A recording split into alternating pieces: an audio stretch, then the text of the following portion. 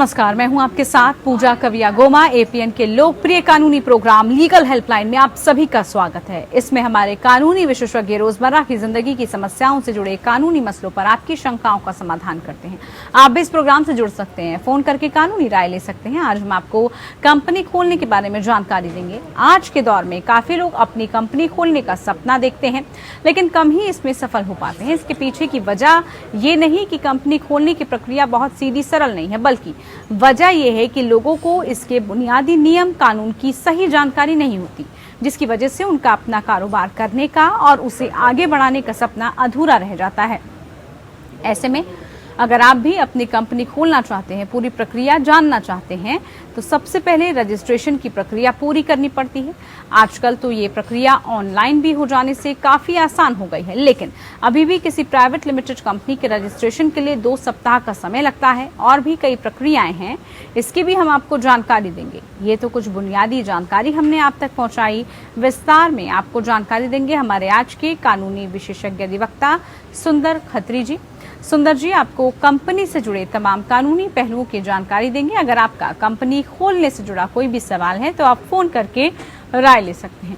हमारा phone number आपकी television screen पर अब फ्लैश हो रहा है। हमारा फोन नंबर है 01206127 इसके अलावा अन्य एक और नंबर 01206127 इन नंबर पर कॉल करके आप कंपनी खोलने से जुड़ी कानूनी जानकारी प्राप्त कर सकते हैं।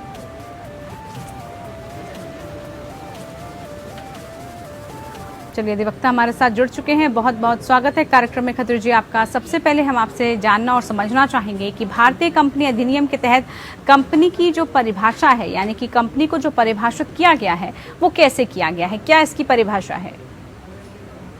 एक कंपनी एक तरह से हम कहते हैं कि ऑफ पर्संस, जो कि जैसे कि हम लोग यूज वर्ड करते हैं कि साथ में खाना खाना। जब एक एसोसिएशन मिलकर साथ में खाना स्टार्ट कर देती है, कमाना स्टार्ट कर देते हैं, और वो सभी मिलकर कर देते हैं कि एक ही कंपनी के अंदर काम करना, यानी कि कंपनी एक आर्टिफिशियल पर्सन है, यानी कि कृत्रिम है, उसकी अपना एक वजूद होता है। तो बहुत सारे लोग, एक दो लोग मिलकर, मिनिमम 2 या आजकल इंडिविजुअल एक आदमी को स्टार्ट किया जा सकता है। तो ये वेरियस लोग स्टार्ट करते हैं, एक अपना ब्रांड नेम और लॉ में उसको रजिस्टर करा तो कलेक्टिवली वेंचर को स्टार्ट, जैसे कि में रजिस्टर होता है तो लोग कंपनी को स्टार्ट किया जाता है।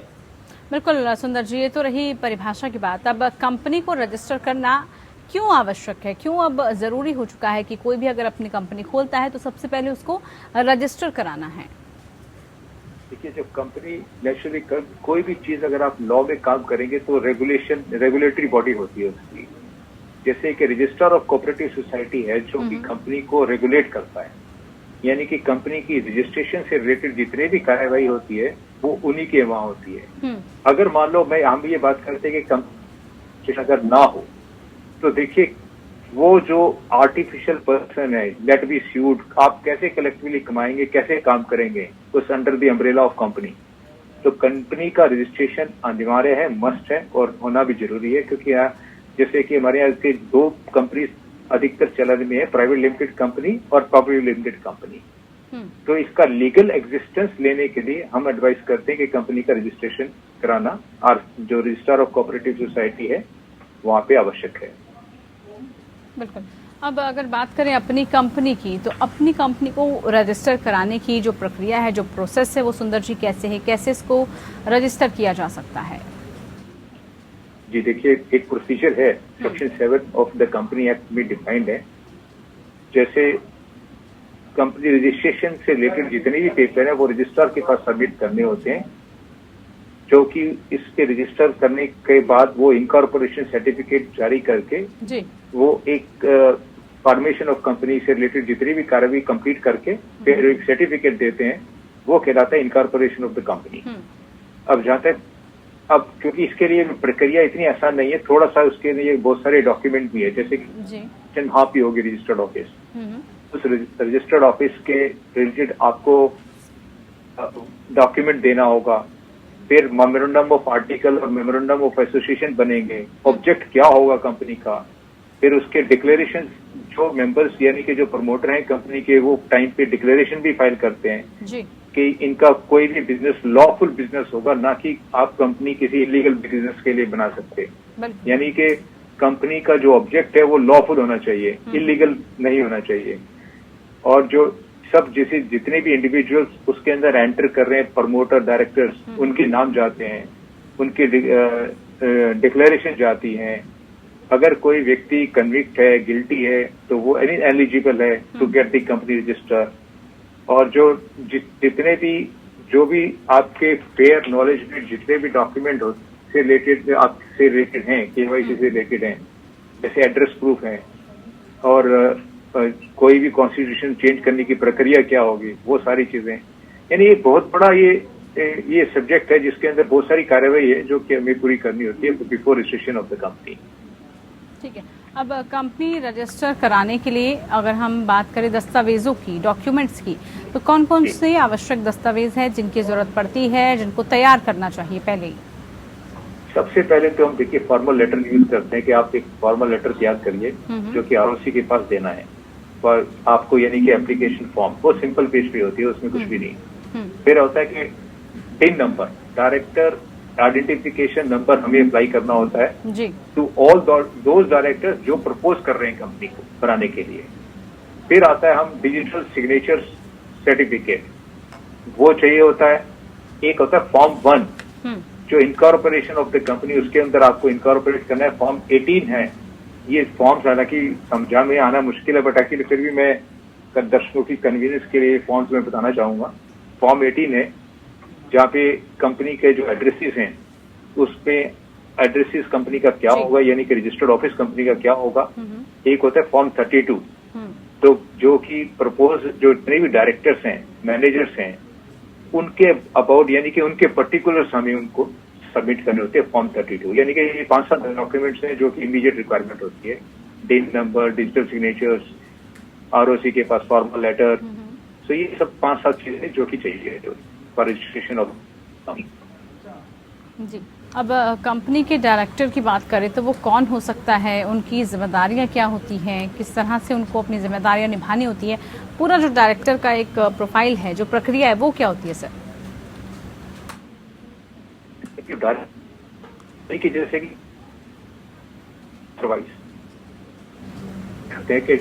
के अंदर ये कंपनी के अफेयर्स मैनेज होते हैं, वो सुपरवाइजर्स भी कहलाते हैं और डायरेक्टर्स भी कहला सकते हैं। ये वर्ड इंटरचेंजेबली हम लोग यूज कर सकते हैं। तो और आती है के बाद किस हैंड्स में, कौन सी डायरेक्शन में, यानी कि कौन सा डायरेक्टर क्या काम करेगा, हम वो भी उसमें हम लोग डिफाइन करते हैं कि किस डायरेक्टर की क्या क्या रिस्पॉन्सिबिलिटीज होंगी, जिसे हम कहते हैं टीम ऑफ द डायरेक्टर्स।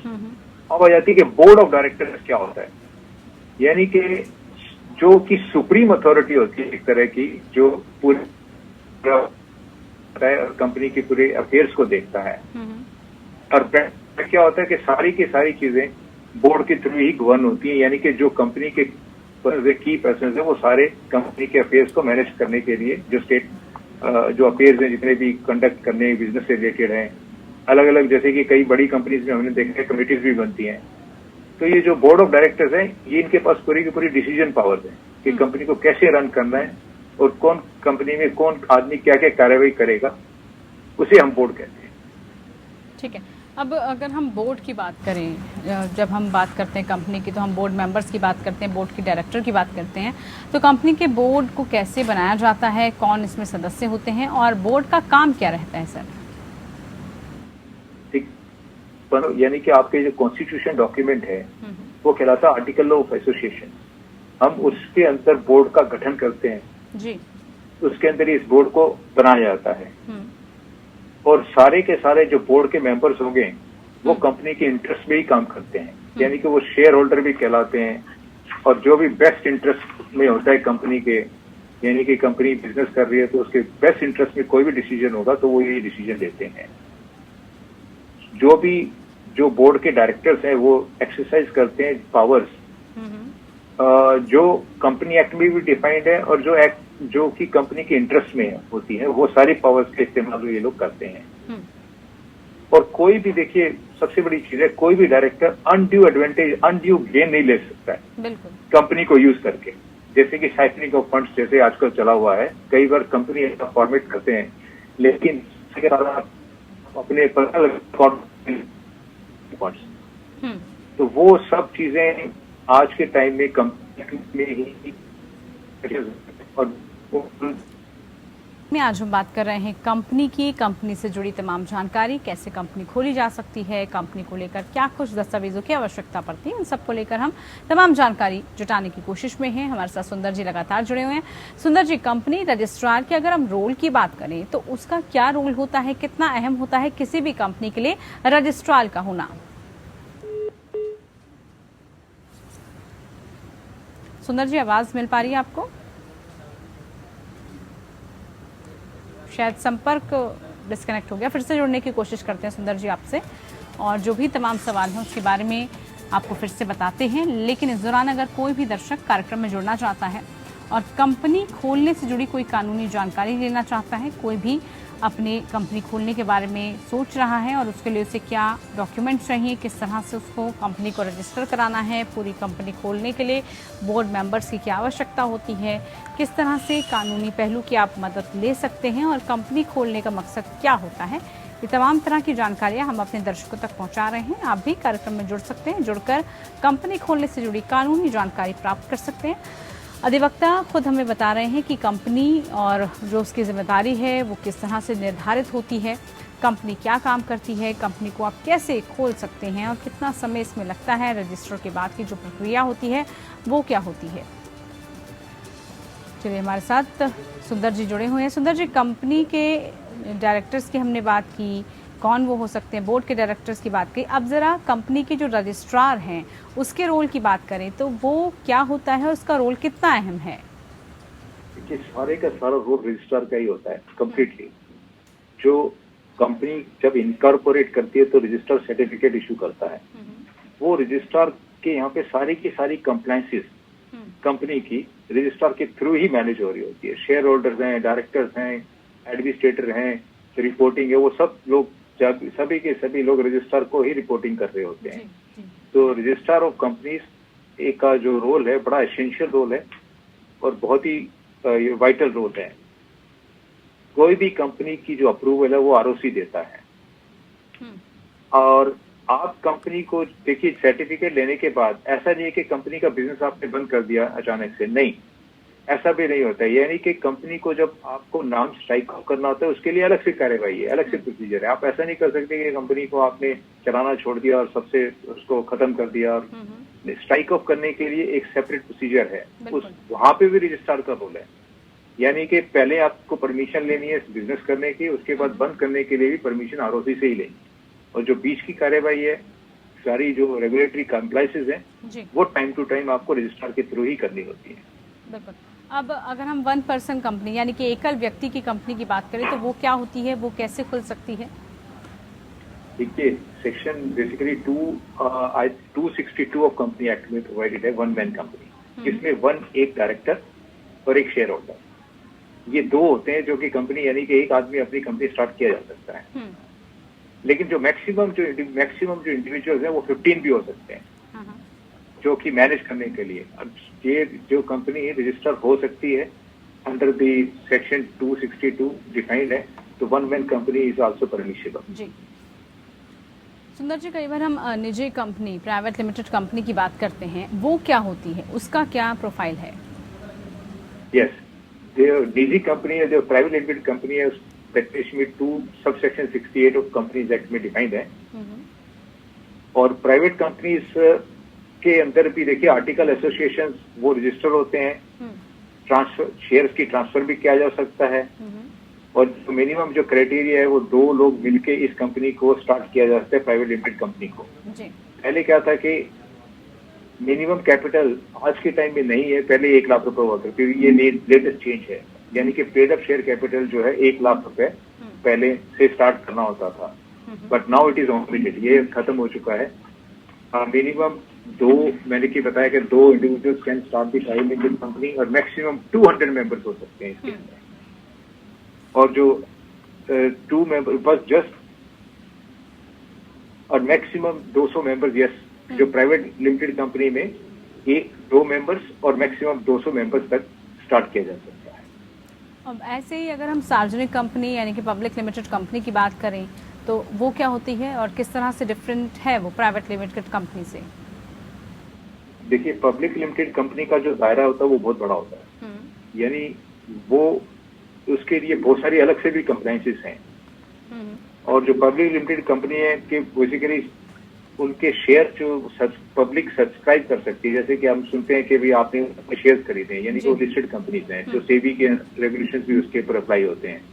तो वो जो पब्लिक लिमिटेड कंपनी है वो भी स्टार्ट करी जा सकती है, जैसे कि सेक्शन 149 में डिफाइंड है, मिनिमम 3 डायरेक्टर्स रखते हैं इसके अंदर और मैक्सिमम नंबर ऑफ 15 डायरेक्टर्स। और ये स्पेशल रेजोल्यूशन यानी कि कंपनी में इसमें जो प्रोसीजर है वो बहुत ही स्पेशलाइज्ड प्रोसीजर्स एस्टैब्लिश होते हैं, यानी कि जो जितने भी इसके अंदर सेबी के भी अप्लाई होते हैं, आरओसी भी अप्लाई होता है, और भी other department, Bombay stock exchange है, जैसे स्टॉक्स आपके लिस्टेड कंपनीज हैं उसके अलग से कार्रवाई है, बहुत सारी अदर फॉर्मेलिटीज हैं जो पब्लिक लिमिटेड कंपनी के अंदर कैटेगरी में आती है। यानी कि पब्लिक से पैसा लेते हैं, शेयर लेते हैं और पब्लिक से फंडिंग लेते हैं, तो उस कैटेगरी की कंपनी कहलाती है पब्लिक लिमिटेड कंपनीज। ठीक है, अब शेयर ट्रांसफर सुविधा के बारे में भी बताइए, वो क्या होता है और किन हालातों में शेयर को स्वतंत्रता पूर्वक किसी के भी हाथ में ट्रांसफर किया जा सकता है, उसकी पूरी जो प्रक्रिया है वो क्या होती है? प्रक्रिया सिर्फ मैं आपको एक लाइन से खत्म करूंगा शेयर का, तो अदरवाइज तो बहुत लंबी प्रक्रिया है। देखिए, शेयर की जैसी हम वैल्यूएशन कराते हैं, एक हर एक कंपनी की वैल्यूएशन वैल्यूअर्स हैं जिसमें शेयर की वैल्यूएशन के अगेंस्ट आप वो शेयर ट्रांसफर कर सकते हो, यानी अगेंस्ट बेच सकते हो, आप अपना एग्जिट भी कर सकते हो इन कंपनी से। तो नेचुरली जो शेयर ट्रांसफर का जो वर्ड है वो, yes, you can transfer your share during your life time, और बाद में भी लीगैलिटी के अंदर भी आपके ये शेयर ट्रांसफर हो जाते हैं एज पर द लॉ, जो कि डिफरेंट यस ट्रांसफर होते हैं शेयर। तो एक कॉलर हमारे साथ जेसी सिंगल जी जुड़ चुके हैं हरियाणा से। क्या सवाल है आपका सिंगल जी, बताइए। अरे यार, ये बात बताते हो या अभी अपना एडवर्टाइजमेंट? बताइए, सवाल पूछिए, क्या जानकारी चाहिए? हेलो, बोलिए सिंगल जी, कार्यक्रम में जुड़ चुके हैं, क्या जानकारी लेना चाहते हैं? हेलो, आवाज मिल रही है आपको?